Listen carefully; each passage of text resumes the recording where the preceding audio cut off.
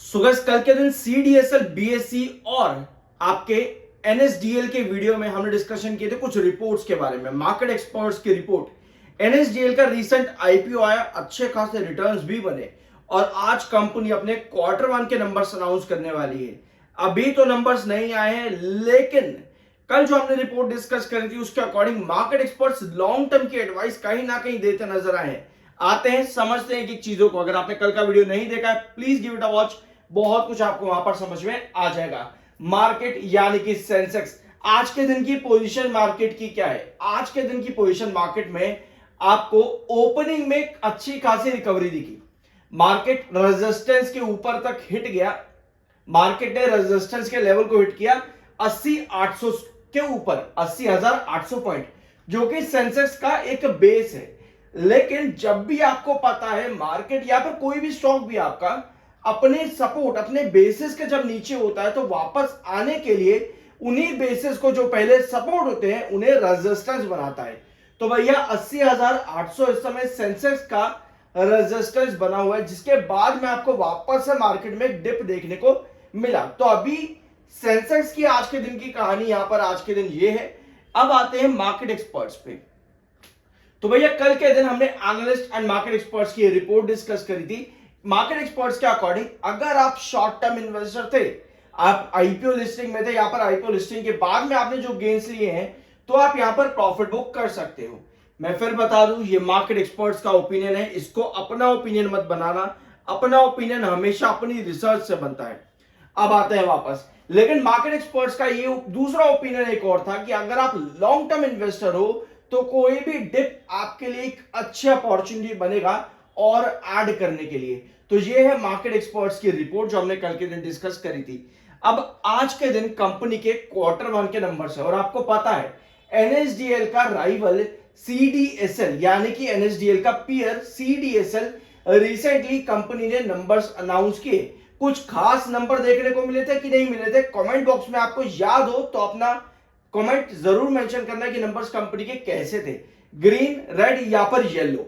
तो जो भी नंबर कंपनी के रहे सीडीएसएल के, कहीं ना कहीं आज का जो कंपटीशन है वो सीडीएसएल से रहेगा एनएसडीएल का, कि एनएसडीएल अपने पहले क्वार्टर वन के अंदर लिस्टिंग के बाद में किस तरह के नंबर्स प्रोवाइड कर सकता है। देखो, अगर एक पॉइंट भी एनएसडीएल के नंबर सीडीएसएल के कंपैरिजन में अच्छे आ गए तो भैया क्या एक अच्छे रिवर्सल दिख सकते हैं, समझते हैं यहां पर चार्ट्स के जरिए। लेकिन उससे पहले मार्केट एक्सपर्ट्स का लॉन्ग टर्म का पॉइंट ऑफ व्यू यहां पर है। तो अगर लॉन्ग टर्म का पॉइंट ऑफ व्यू आता है तब आपको हर क्वार्टर की तरफ नजर नहीं लगानी होती, आपको हर क्वार्टर की तरफ नजर नहीं लगानी होती अगर आप लॉन्ग टर्म का पर्सपेक्टिव रखते हो।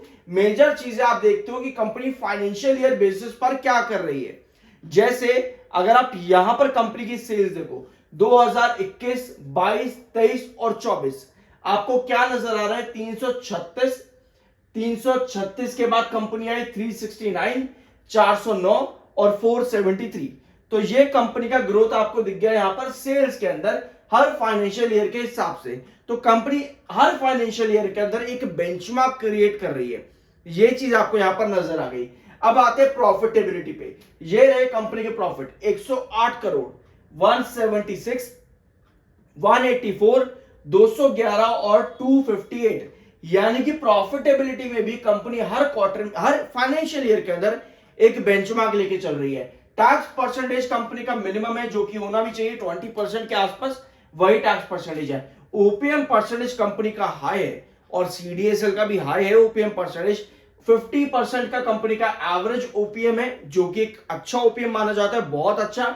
यानी कंपनी के एक्सपेंसेस काफी कम है जो कि कंपनी की प्रॉफिटेबिलिटी को स्ट्रेंथ देते हैं। तो जब हम लॉन्ग टर्म पर्सपेक्टिव की बात करते हैं तो कंपनी हर फाइनेंशियल ईयर में एक बेंचमार्क लगा के जा रही है जो कि एक अच्छी बात है।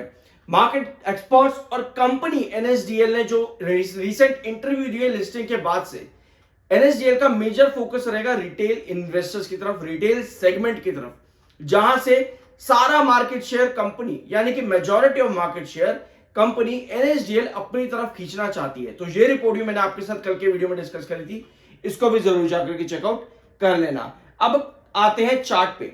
तो कल की कंडीशन आपकी जो थी वो ये वाली कैंडल पर थी जहां पर आपको सेलर इंडिकेट हो रहे थे। आज की जो कैंडल है वो ये वाली है, जहां पर आपको अचानक से बायर नजर आए हैं। अब ये बायर क्या यहां पर कुछ बना सकते हैं? पहली बात, अभी रिसेंट लिस्टिंग है तो ये चार्ट पूरी तरह से हमारे पास खुला नहीं है। अगर खुलेगा तो आपको यहां क्या पॉसिबिलिटी आप समझते हो, उसको यहां पर देखो। ये जो आप कैंडल देख रहे हो उसकी टिप आपको नजर आएगी अराउंड 1350 पे, यानी कि दोनों कैंडल की जो टिप है वो 1350 के रेजिस्टेंस दिखा रही है। अब आप 30 मिनट टाइम फ्रेम पे, 30 मिनट टाइम फ्रेम पर आपको क्या नजर आता है कि 1350 ये वाला ट्रेंड जो आप देख रहे हो यहां पे 1350 से 1340 ये वाला ट्रेंड आप यहां पर देखो। सारी कैंडल्स के आप ऊपर की डिटेल देखो, आपको कहीं ना कहीं नजर आ रहा है कि 30 मिनट टाइम फ्रेम पर 1340 और 1350 एक्चुअल में रेजिस्टेंस है, जो कि अभी सिर्फ 4-5 कैंडल दिखा रही हैं, वो आपको 30 मिनट टाइम फ्रेम पर भी नजर आ रहा है। तो ऐसे में हमें क्या करना है?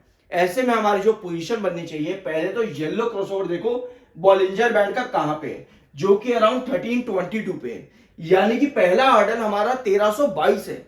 1322 ब्रेकआउट करता है तो नेक्स्ट हर्डल हमारा 1340 से 1350 आ रहा है, जो कि रेगुलर टाइम फ्रेम और 30 मिनट टाइम फ्रेम पर भी एक रेजिस्टेंस जोन है। तो अगर हमको यहां पर स्विंग के अंदर एक ब्रेकआउट चाहिए 1350 के ऊपर या फिर 1322 जो कि येलो क्रॉसओवर बॉलिंजर बैंड है, तो हमें चाहिए होगा एटलीस्ट पहले इस येलो क्रॉसओवर को ब्रेकआउट करें 30 मिनट टाइम फ्रेम के। आप भी चाहो तो इसको चार्ट पर रख करके समझ सकते हो, बहुत सी चीजें आपके सामने खुल जाएंगी। तो एनएसडीएल के अंदर ये अभी चीजें यहां पर हैं। आज के दिन कंपनी क्या नंबर्स अच्छे दे पाएगी, सीडीएसएल के कंपैरिजन में ही लेके चलते हैं। सिर्फ सीडीएसएल के कंपैरिजन में क्या कंपनी के सेल्स, रेवेन्यू, प्रॉफिट्स अच्छे रहेंगे? कमेंट बॉक्स में आप अपने ओपिनियन यस या पर नो में शेयर कर सकते हो। चैनल को सब्सक्राइब कर देना ताकि जैसे ही Q1 के नंबर्स कंपनी आज अनाउंस करे और पब्लिश करे, सबसे पहला नोटिफिकेशन आपके पास मिल जाए।